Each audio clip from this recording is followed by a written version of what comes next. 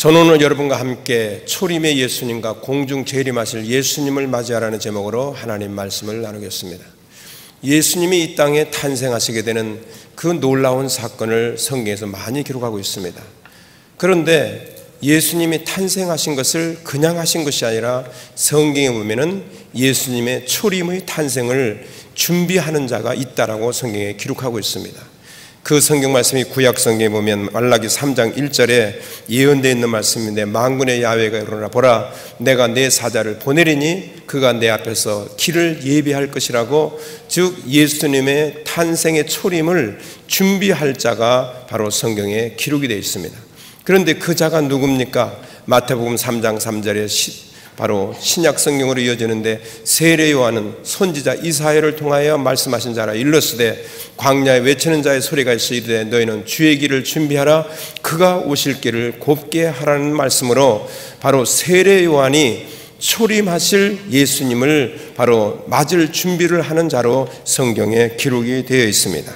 이렇게 세례 요한은 초림의 예수님을 준비하고 그 길을 예비하는 자로서 일을 하게 되는데, 그의 보내심을 받아 그 사명을 위해서 광야로 나가 말씀을 증거하자 놀랍게도 세례 요한의 예침은 온 유대와 예루살렘과 이스라엘을 진동시켰습니다.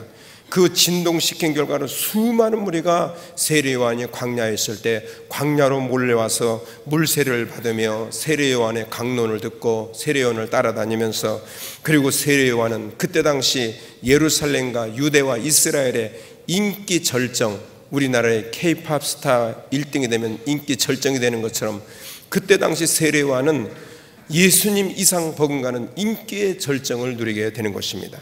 이렇게 인기 절정에 도달한 세례 요한, 이때 누가 나타나느냐? 예수 그리스도께서 세례 요한에게 나타나게 됩니다.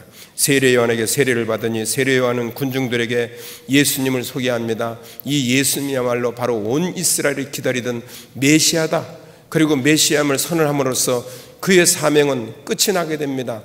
오로지 세례 요한의 사명은 예수님이 이 땅에 오신 것을 알려드리고 이분이 무엇을 할 것인가에 대해서 가르치고 선포하면 그것으로 사명이 끝나게 되고, 그 후에 하나님의 의를 부르짖고 복음을 증거하다가 헤롯 왕에게 목배임을 당하여 결국은 순교하는 사건이 성경에 기록이 되어 있습니다.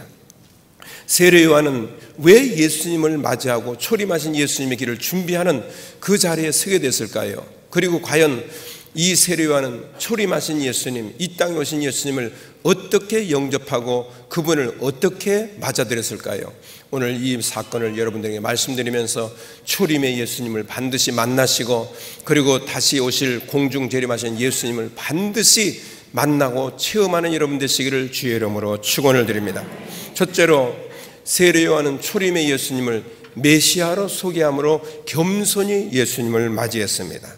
세례 요한은 예수님보다 6개월 먼저 태어났습니다. 그래서 이 세상에 온 자로서 자기에게는 남다른 특별한 사명이 있음을 마음속에 인식하게 됐습니다. 야, 내가 태어난 것은 그냥 태어난 것이 아니라 무엇인가 하나님의 계획이 있었구나. 그래서 광야의 엘리야처럼 광야에서 살면서 사명의식을 가지고 광야에서 누구의 때를 기다리느냐? 하나님의 때, 즉 예수 그리스도가 나타날 때를 기다리고 있었습니다. 그는 광야에서 약대토를 입고 세상과 완전히 결별해서 메뚜기와 석청을 먹으며 살게 된 것입니다. 그리고 세례 요한이 30년 되는 30세가 된 때에 드디어 광야에서 메시아가 나타나게 되는데, 그 메시아가 나타난 그 예수님 앞에 세례 요한은 어떤 것이 되느냐? 마치 순한 양처럼 겸손하게 예수님을 영접했습니다. 사실은 여러분, 세례 요한이 그때 당시 인기 절정이 있었기 때문에 여러분, 세례 요한이 그 나사렛의 목수 아들인 예수에게 머리를 숙이고 무릎 꿇듯이 겸손히 한다는 건 그때 시대적으로 이해가 되질 않았습니다. 그럼에도 불구하고 세례 요한은 얼마든지 교만할 수 있었지만 예수님이 나타나자 겸손하게 자신을 낮추고 예수님을 세계적인 메시아, 하나님의 아들로서 소개합니다. 여러분이 아시다시피 많은 사람들은 세례 요한을 혹시 그들이 기대하던 메시아가 아닌가 그렇게 생각을, 왜? 워낙 말씀이 충출하고 워낙 잘 가르치고 능력이 많았기 때문에 이 사람이 우리가 기다리던 메시아가 아닌가 하고 많은 사람들이 접근할 때마다 세례 요한은 그들에게 가르칩니다. 아니다. 나는 단지 선지자 이사야의 말과 같이 앞으로 이 땅에 오실 초림 예수님을 맞이하고 그 길을 곱게 하라는 사명을 받은 자여, 광야에 외치는 자로서 내 뒤에 오시는 분이야말로 너희가 기다리던 메시아고 나는 아무것도 아니다. 나는 그분의 신분의 심들매를 풀기도 감당하지 못한다. 말하면 신발에 끈을 풀고 매는 것조차도 할 수 없는 보잘것없는 인생이라고 자신을 낮추어 겸손히 초림하신 예수님을 소개했던 것이 바로 성경에 기록이 되어 있습니다. 그리고 세례 요한은 사람들 앞에서 예수님은 어떤 분인가를 가르치고 있습니다. 요한복음 1장 29절로 37절에 보라, 다 같이 읽으십시다. 보라, 세상 죄를 지고 가는 하나님의 어린 양이로다. 여러분, 다시 말하면 유대인들이 그렇게 고대하고 기다리던 메시아가 오셔서 인류를 위해 무엇을 할 것인가를 암시하고 예시하고 예수님이 이 땅에서 해야 할 사명까지도 세례 요한이 선포를 했던 것을 볼 수가 있습니다. 여러분, 이 사건 속에서 우리가 알아야 될 것이 있습니다. 예수님을 믿고 구원을 받아 정말로 신령하고 성스럽고 하나님 보시기에 아름다운 신앙이 되기를 원하시면 아멘 합시다. 그러면 무엇보다도 신앙의 제일 첫 번째 조건은 초림 예수님을 맞이하시려면 바로 그리스도 앞에서 겸손해야 된다는 것입니다.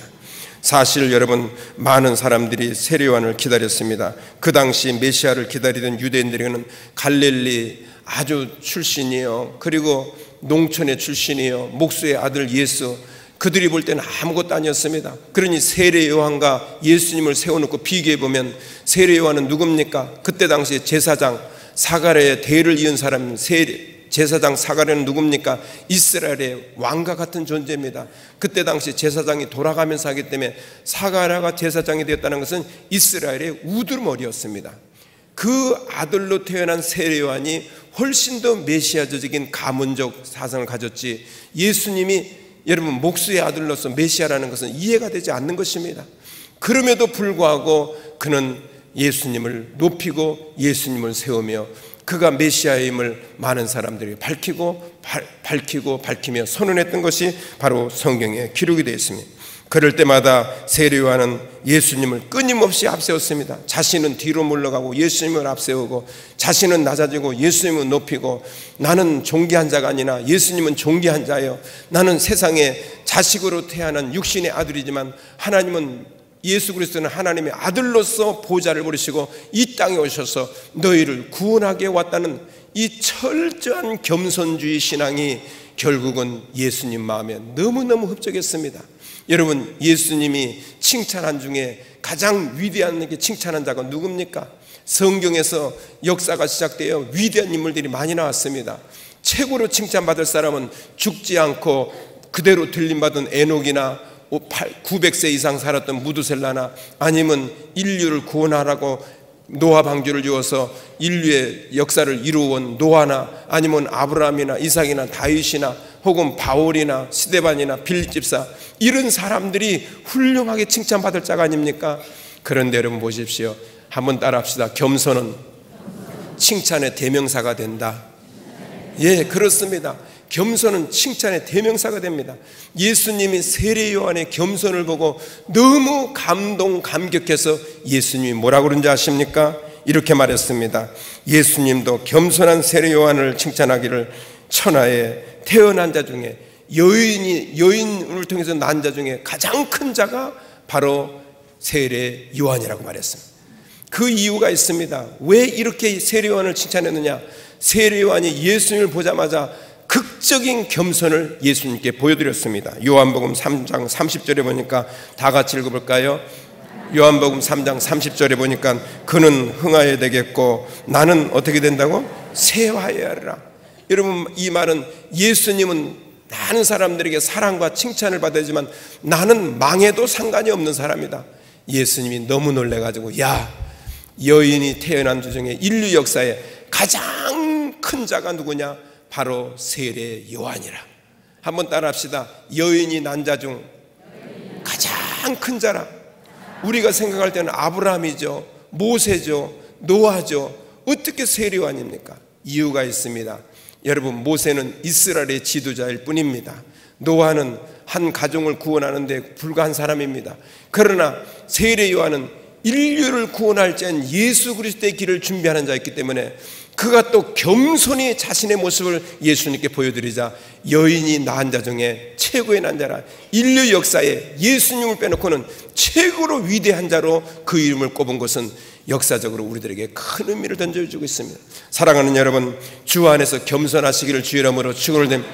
겸손한 자가 살며, 겸손한 자가 높임을 받으며, 겸손한 자가 대우를 받으며, 겸손한 자가 반드시 승리한다는 걸 믿으시면 아멘 하십시다. 그러니 나는 물러가고 주님을 앞세우십시오. 나는 뒤로 가고 예수님을 높이십시오. 반드시 주님이 축복해 주시는 것입니다. 우리가 알다시피 흔히 대하는 호박은 세계적으로 음식에 많이 쓰여지고 있습니다. 그런데 호박은 어떤 음식을 만들어 놓아도 그 음식의 이름 앞에 반드시 뭐가 들으냐? 자기 이름이 제일 먼저 앞서 들어갑니다. 그거 참 희한하잖아요. 그래서 호박엿, 호박엿, 호박죽, 호박전, 호박 여러분 떡, 뭘 만들어도 호박으로 만드는 음식은 모두가 다 호박, 자기 이름이 먼저 앞서가요. 이 의미는 다른 말이 아닙니다. 교만을 의미하고 있습니다. 그런데 반대로 처마 밑에서 자라는 박이나 그리고 지붕 위에서 자라는 박들은 반드시 보면 물건을 만들어내면 자기 이름은 뒤로 가고 물건 이름이 앞에 나와 있습니다.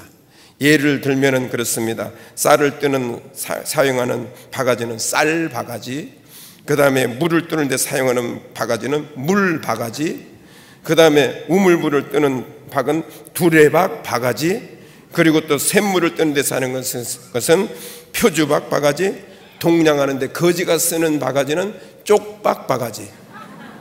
그래서 보면 바가지는 뭐든지 사용되는 자를 앞세우고 자기의 이름은 뒤로 가는 거예요. 여러분, 신앙이 바로 뭡니까?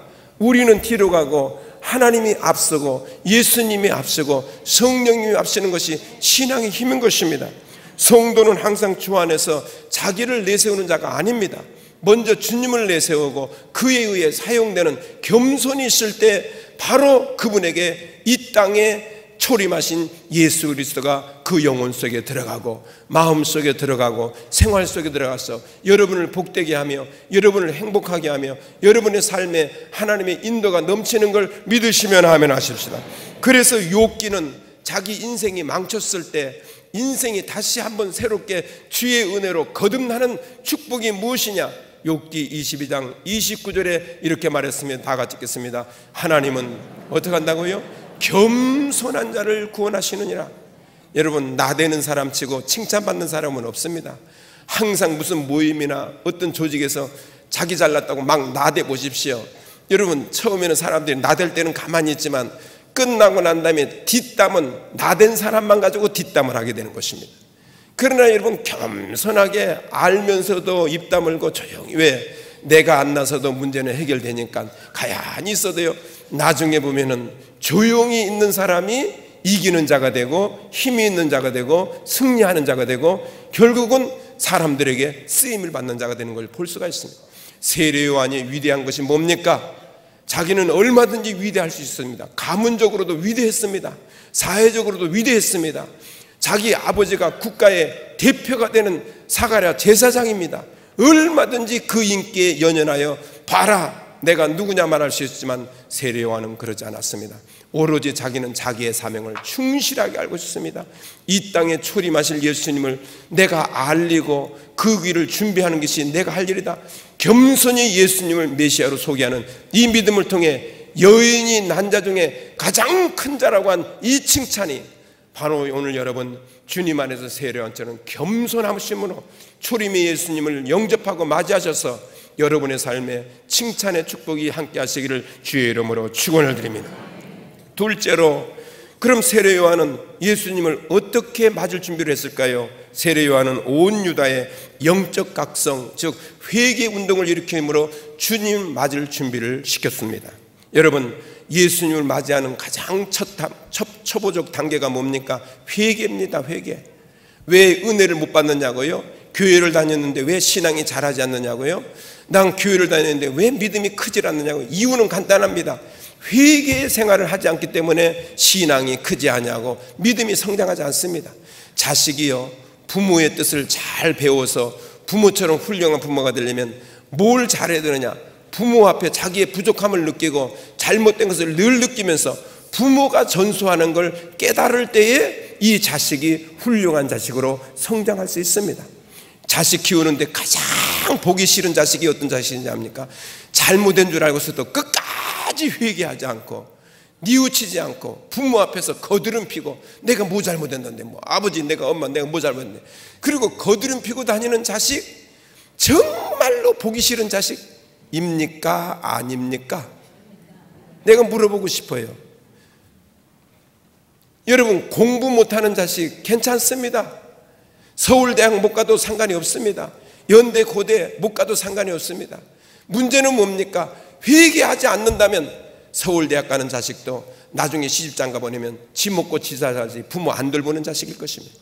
그러나 비록 배우지 못했어도 부모의 말에 뜻을 따르고 회개하고 뉘우치지 말고 잘못을 거부하며 부모를 늘 공경하는 사람, 나중에 훗날에 서울대학 나온 자식보다도 오히려 그 자식이 부모를 섬기게 될 것이요, 부모를 돌보게 될 것입니다. 이것은 일반적인 관념적으로도 충분히 그런 예를 볼 수 있는데 성경도 마찬가지입니다. 초림하신 예수님을 맞이할 준비하는 데는 회개였습니다. 그래서 세례 요한은 오로지 자기가 복음을 증거할 때 한 가지의 복음을 최선을 다해 증거했습니다. 회개하라 천국이 가깝느니라. 회개하라 천국이 가깝느니라.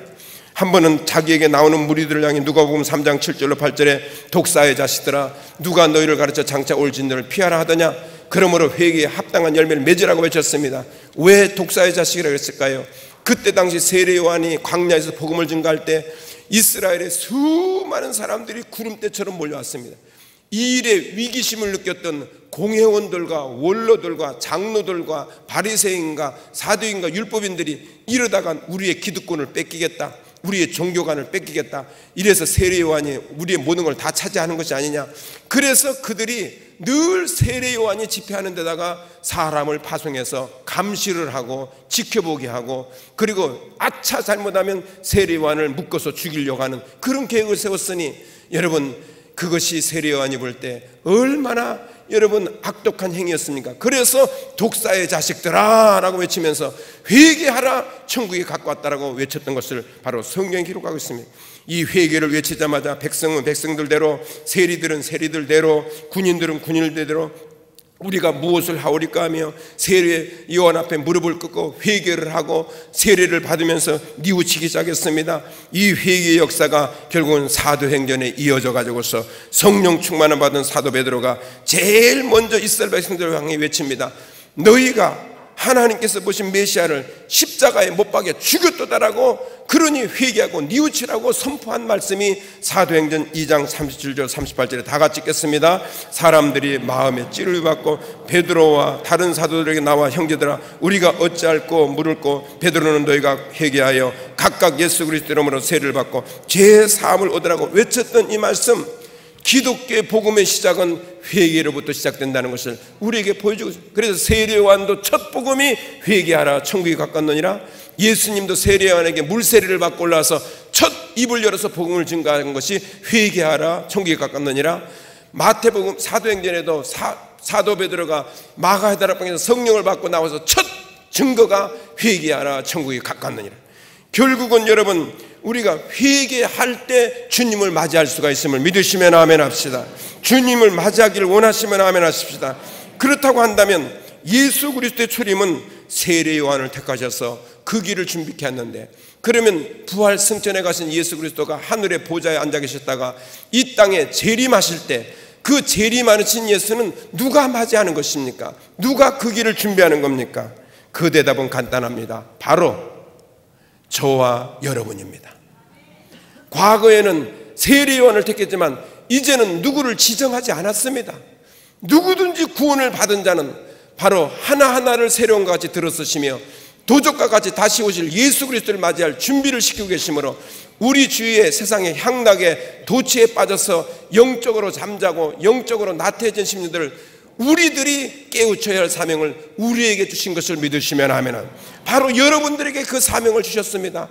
과거에는 구약성경에 세례 요한을 준비해 놓았지만 신약시대에 재림하실 예수님을 준비할 복음의 사역자들은 바로 남정과 여정, 어린아이를 비롯해서 노인들까지 상관없이 모든 사람들에게 성령을 물붓듯이 부어주시어서 여러분들을 바로 재림하실 예수 그리스도를 맞이할 준비된 사역자로 하나님이 쓰시는 걸 영광스럽게 생각하시기를 주의 이름으로 청을.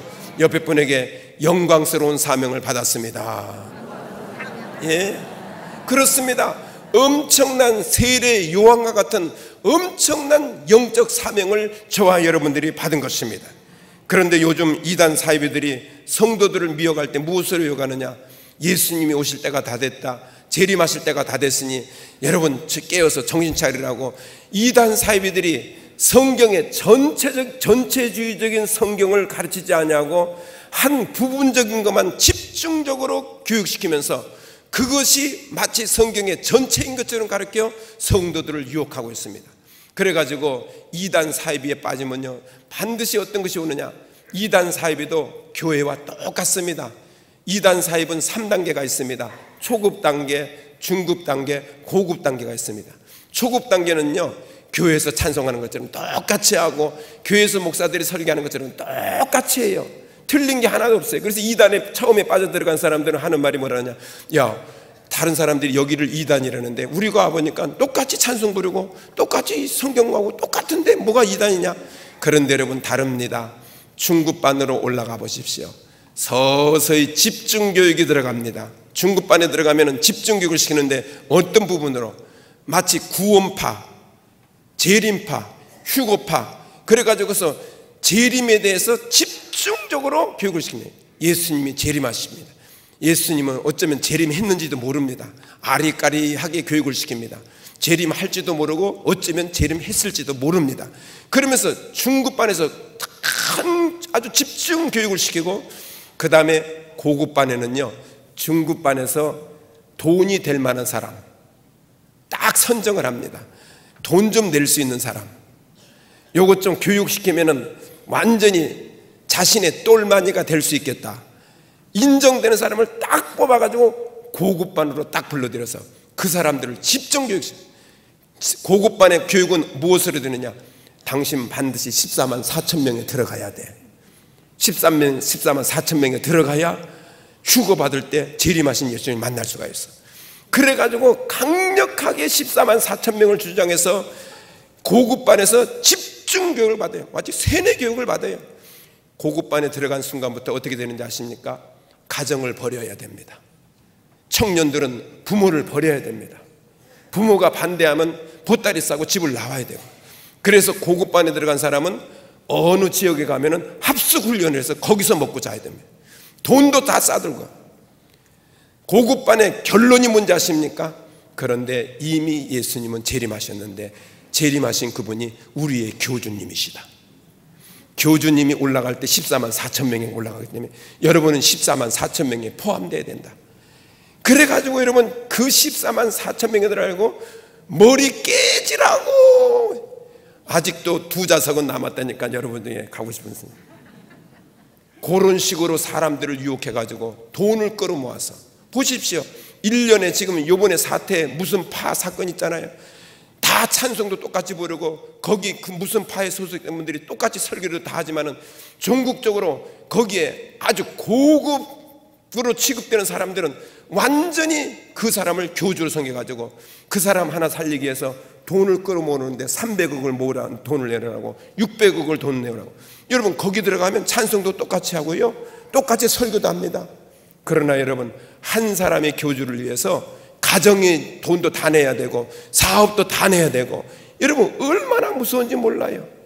정신 차리시길 주의 이름으로 축원을 드리며 그래가지고 저 교회는 재림 설교를 안 해, 말세 설교를 안 해. 그러면서 사람들을 유혹해가지고 우리 교회 오면은 말세 설교도 하고 재림 설교도 하기 때문에 우리 교회 들어와 이러면서 사람들을 유혹하는데 여러분 재림 예수를 맞이한다는 게 어디 산에 보따리 싸고 들어가서 앉아있는 게 재림 주를 기다리는 건지 아십니까?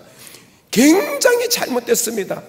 여러분 그게 아니라 재림하실 주님을 기다리는 것은 생활 속에서도 얼마든지 기다릴 수 있는 것입니다.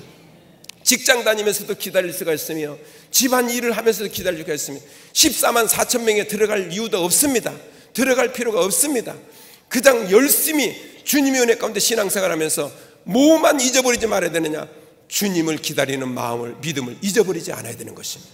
직장 다니면서 주님 오늘 오실런지, 내일 오실런지, 사업하면서 주님 내일 오실런지, 오늘 오실런지, 주님 오시옵소서. 이 한많은 세상, 문제 많고 염려 많은 세상 정말 살기 힘듭니다. 주님 빨리 오시옵소서. 이것이 주님을 기다리는 재림 신앙인데, 그게 아니라 이단은 어떻게 하느냐? 보따리를 싸가지고 일로 들어와야 된다. 언제 갈런지 모르니까 교주님을 지켜보고 있어야지. 올라갈 때 바지까지 해도 자꾸 올라가지. 정신 차려야 돼. 그러면서 여러분, 학교 다니던 대학생들도 학교 못 다녀서 결국은 숙소로, 합숙소로 들어오게 되고, 아내가 거기에 빠지니까 남편도 버리고 보따리 싸고 집안이 망가지든 안 망가지든 합숙소 들어가. 이게 여러분 진정하시는 하나님은요, 우리의 가정도 존중한다는 걸 잊지 마십시오.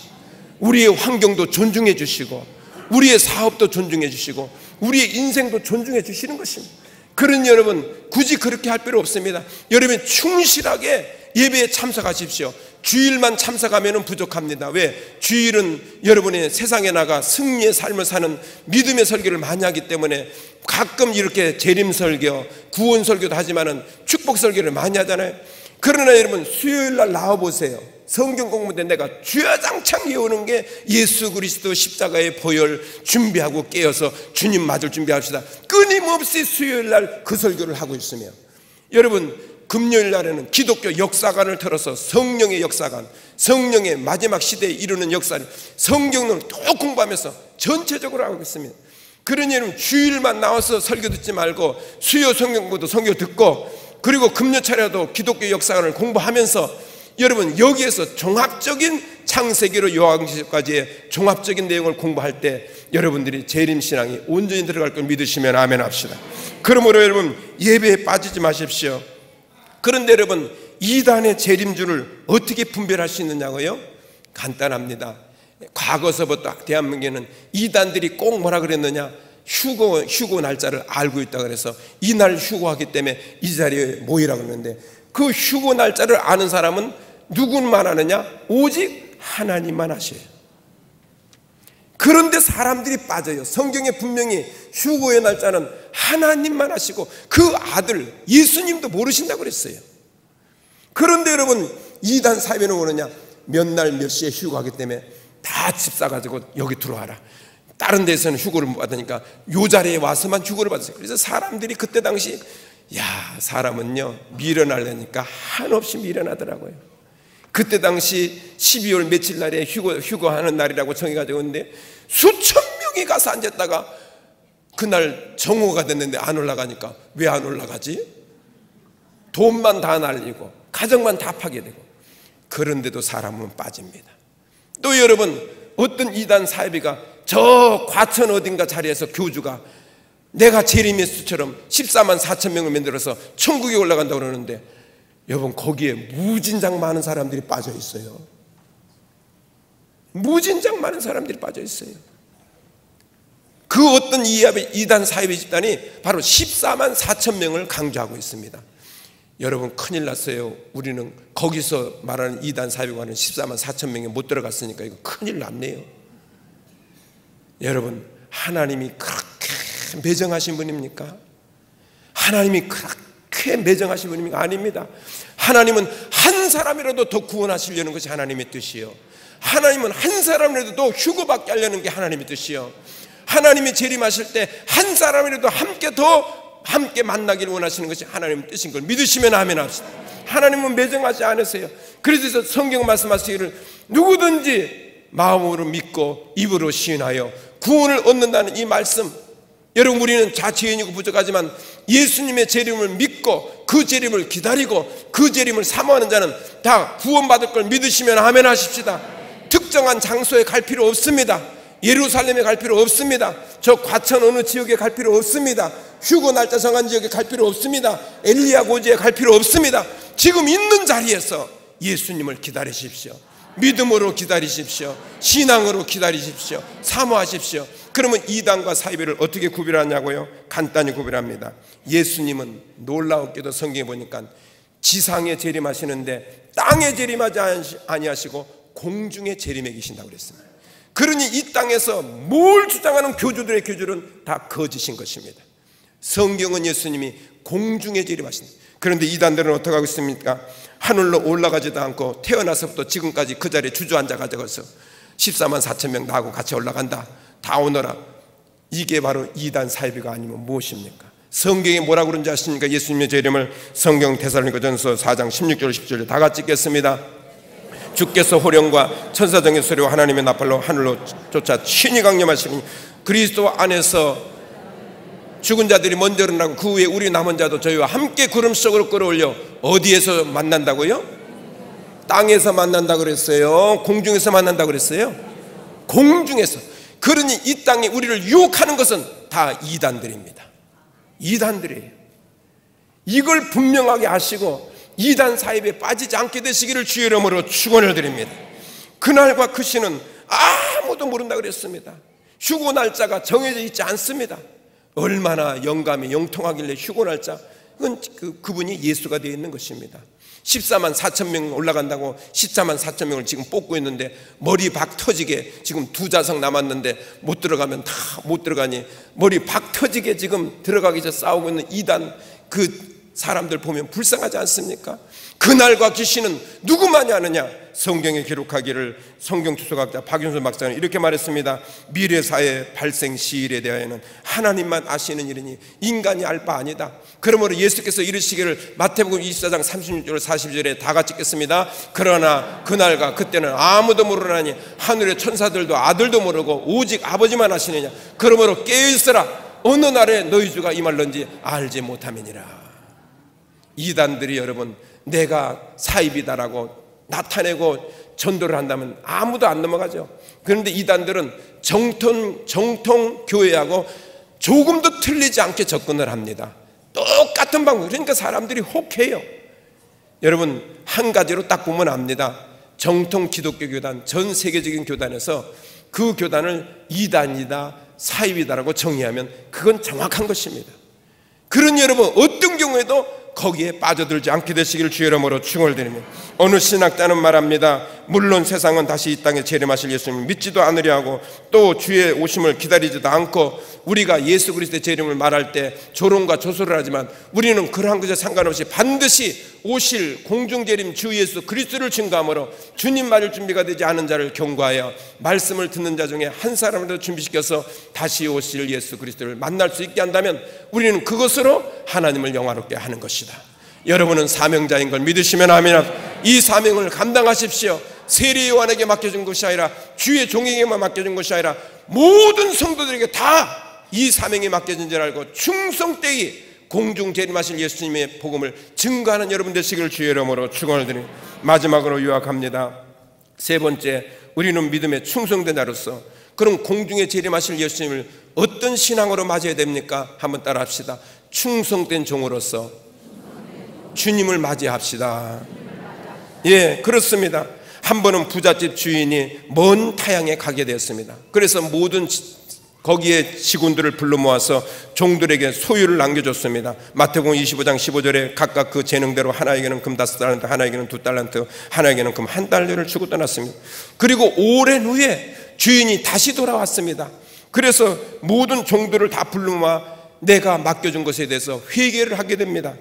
그럴 때 5달란트와 2달란트 받은 종은 열심히 일을 해서 이익을 남겨 주인에게 주인이여 당신이 맡겨준 이 사명의 달란트를 충실하게 해서 이렇게 이익을 남겼습니다. 주인이 야 잘했다 잘했어 기뻐하면서 성경 마태복음 25장 21절에 다 같이 읽겠습니다. 그 주인이 이르되 잘하였도다 착하고 충성된 종아 내가 작은 일에 충성하였음에 내가 많은 것을 내게 맡기려니 내 주인의 즐거움에 참여할지로다. 할렐루야. 여기서 보면 내 주인의 즐거움에 참여한다는 말은 뭡니까? 공중에 재림하신 예수님을 우리가 기쁨으로 맞이하게 된다는 것을 비교학적으로 설명하고 있습니다. 예를 들면 여기 이 성경 구절에서 주인은 누구십니까? 주인은 바로 우리를 위해 십자가에 죽으시고 부활하신 예수님을 주인으로 갖추고 있으며 달란트들을 종들에게 맡겼다는 것은 뭘 말합니까?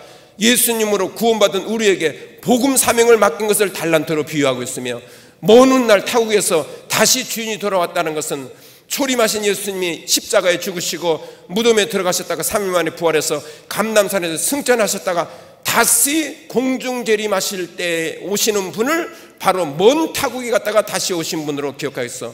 천국의 보좌에 앉아 계시다가 때가 이름에 이 땅에 다시 재림하실 예수님을 가르치고 있습니다. 주인이 과거에 맡긴 달란트의 결산함은 마지막 때 믿는 자에게 얼마나 충성되게 일했으며 성실하게 일했으며 얼마나 주님을 위해 최선을 다했는가에 대한 열매를 심판하신다는 것이 바로 오늘 비유로 예수님 하신 달란트의 비유인 것입니다. 사랑하는 여러분, 여기서 한 가지 꼭 기억해야 될 것이 있습니다.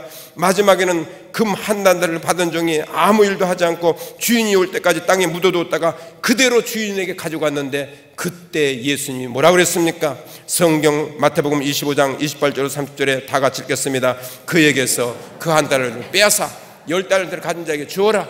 무릇 열매 있는 자는 받아 풍족하게 되고 열매 없는 자는 그 있는 것까지 다 뺏기리라. 이 무익한 종을 바깥 어두운 데로 내어 쫓으라. 거기서 슬피며 이를 갈미 있으리라. 이 말은 뭡니까? 충성되지 못하고 성실하게 신앙생활하지 못하면 설령 주인을 기다리고 있었지만은 절대로 주인이 그냥 내버려두지 않냐고 슬피 울며 이를 갈미 있는 지옥으로 보낼 것이라는 것을 비교적으로 우리에게 전해줍니다. 여러분, 저는 결론을 내립니다. 주님을 믿으시면 아멘 합시다. 주님을 사랑하시면 아멘 하십시다. 주님은 이 자리에 계십니다. 여러분과 함께 계십니다. 그렇기 때문에 주님이 재림하실, 공중 재림할 것에 대해서 이단에 빠지지 말고 오직 공중에 재림하실 주님만 바라보시기를 주의 이름으로 축원을. 사람을 보고 쫓아가지 마세요. 교주를 보고 쫓아가지 마세요. 어떤 인간의 유력함을 보고 쫓아가지 마세요. 오직 공중에 재림하실 그 주님만 바라보고 신앙생활 하시길 바랍니다. 왠지 아십니까? 이유가 있습니다. 이 말세는 재림의 신앙이라고 해도 과언이 아닙니다. 에번즈라는 신학자는 이런 말했습니다. 성경에는 예수님의 초림, 즉 예수님의 탄생의 사건을 기록하고 있는데 이 탄생의 재림의 사건을 8배 이상 다루고 있는 것이 한 가지가 있다. 그것이 뭐냐면 예수님의 공중 재림의 사건을 초림하신 예수님의 사건보다 8배 이상 다루고 있습니다.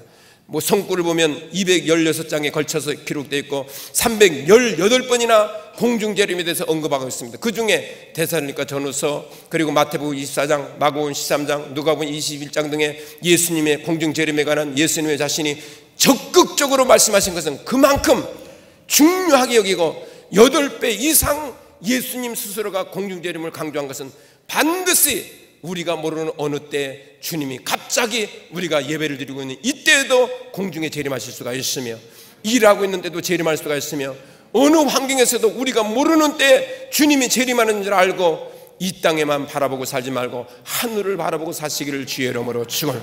하늘을 바라보십시오. 하늘의 하나님이 우리를 지켜보고 계십니다.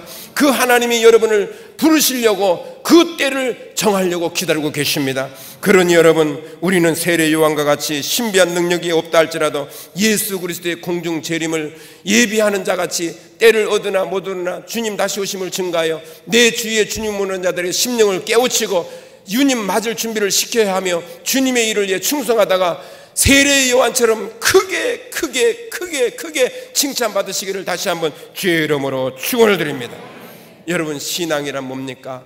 섬기며 기다리는 것이 신앙입니다. 한번 따라합시다. 신앙이란 섬기며 기다리는 것이다. 누구를 섬깁니까? 예수님을 섬기는 것입니다. 그냥 재림 예수만 기다린다고 어느 산속에 들어가서 보따리 싸고 그것만 바라보는 것이 아닙니다. 섬기며 기다리는 것입니다. 그럼 섬긴다는 건 뭡니까? 직장에서도 그리스도의 복음을 증거하며 섬기는 것입니다. 죄인들에게 복음을 증거하며 사는 것이 하나님을 섬기는 것입니다. 섬겨하며 섬기는 것이 하나님을 기다리는 것이요, 구제하며 섬기는 것이 재림 예수를 기다리는 것입니다.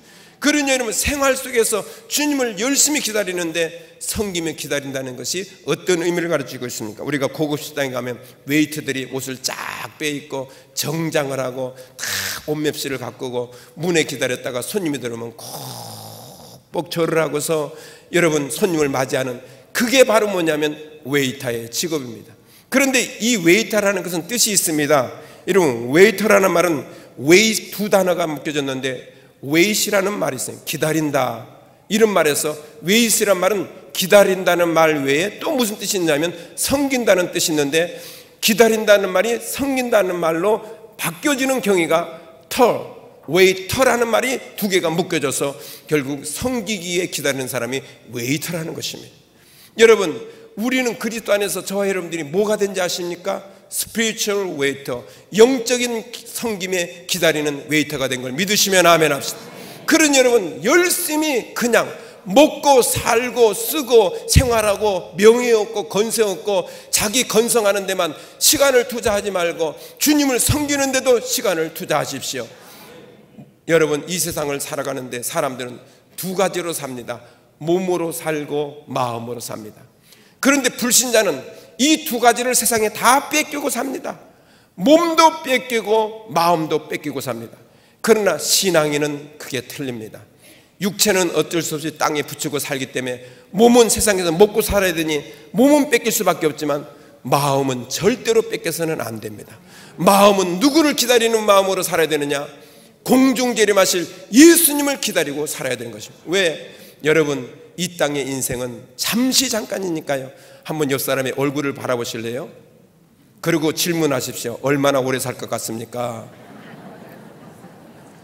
젊으니까 굉장히 오래 살 것 같습니까? 아직 나이가 한창이고 얼굴이 뺑뺑하니까 오래 살 것 같습니까? 저도 한때는 그랬다니까요. 저도 그랬다니까요. 여러분, 삶이란 연령에 상관이 없습니다. 젊고 나이 들면 상관이 없습니다. 삶이 무엇이 중요한 것이냐? 무엇을 기다리고 살고 있느냐가 중요한 것입니다. 믿지 않는 자들은 무엇을 기다립니까?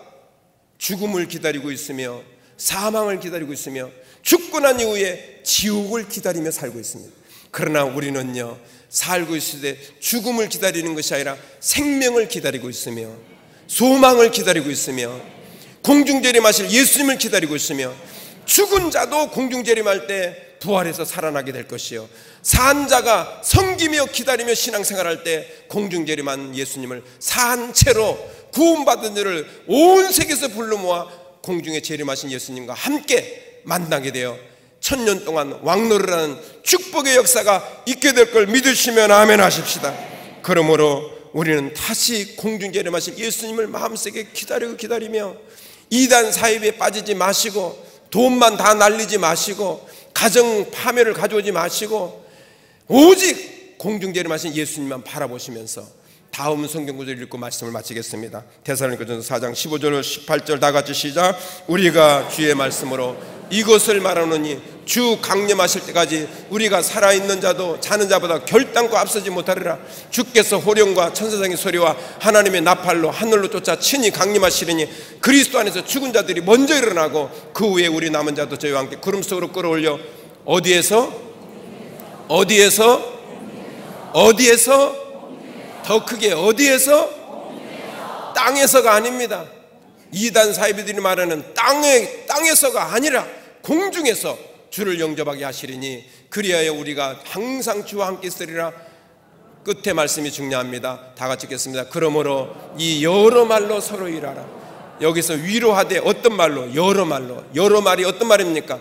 주님이 오실 것을 소망으로 삼고 주님이 재림하실 것을 소망으로 삼고 힘들어도 어려워도 절망이 와도 좌절이 와도 주님 만날 것 생각하면서 거기에 소망을 두고 살 것을 여러 말로 서로 격려하고 위로하면서 주님을 맞이할 것을 준비하라는 이 마지막 메시지에 오늘 여러분들 다시 한번 가슴에 손을 얹고 하나님, 이제 주님 맞이하는 신앙생활 하게 하여 주시옵소서. 내 마음속에 재림신앙을 허락하여 주시옵소서. 재림신앙, 하나님 무슨 일이라든지 있는 자리에서 주님을 기다리는 신앙이 진짜 재림신앙이지, 보따리 싸들고 산속으로 들어가서 기다리거나 이 교주가 이곳에 오라고 해서 14만 4천 명이 들어가서 기다리는 게 재림신앙이 아닙니다. 여러분들은 목사들처럼 성경을 세밀하게 몰라도 상관이 없습니다. 자꾸 이단자들은 뭐라냐, 성경을 많이 알아야 돼, 천국 간다, 성경 공부를 많이 해야 돼. 물론 성경 공부도 해야 됩니다. 그러나 교회가 기본적으로 하고 있는 예배에만 충실하게 참석해도 여러분들은 충분한 성경 지식을 가질 수가 있습니다. 굳이 성경을 파헤치려고 하지 마십시오. 주의 정도는 가르치는 자로서 파헤치는 필요하지만 여러분들은 예배 생활만 잘해도 성경을 충분히 알 수가 있습니다. 그러므로 여러분, 진짜 재림신앙은 배운 대로, 들은 대로, 가르침을 받은 대로 재림 예수를 기다리는 신앙으로 하나님, 주님 빨리 오시옵소서. 지금이라도 오시옵소서. 이 한많은 세상, 문제 많고 싸움 많고 절박한 세상, 더 이상 살기를 원치 않습니다. 육신을 가졌기에 먹고 살아야 되겠지만 주님 오시옵소서 나를 불러달라고 늘 재림 신앙을 가지시고 하나님 앞에 영광 돌리시기를 주의 이름으로 축원을 드립니다. 다 같이 두 손을 높이 드십시오. 하나님, 오늘 이 시간에 내 마음에 재림 신앙을 허락하여 주시옵소서. 잊어버리고 살고 있지 않았습니까? 삶 때문에, 먹는 것 때문에, 일하는 것 때문에, 가정 때문에 생각이 거기에 푹 빠지다 보니 주님의 재림의 신앙이 없어져 버리고 말지 않았습니까? 이제부터 하나님, 내가 어디에서 무엇을 하든지 육체는 직장에 빼앗기고 먹고 사는데 뺏기지만 마음만은, 믿음의 마음만은 뺏기지 않게 하여 주시옵소서. 주님을 사모하는 신앙 되게 해달라고 다 같이 우리 주여 삼창하며 합심하여 기도하시겠습니다.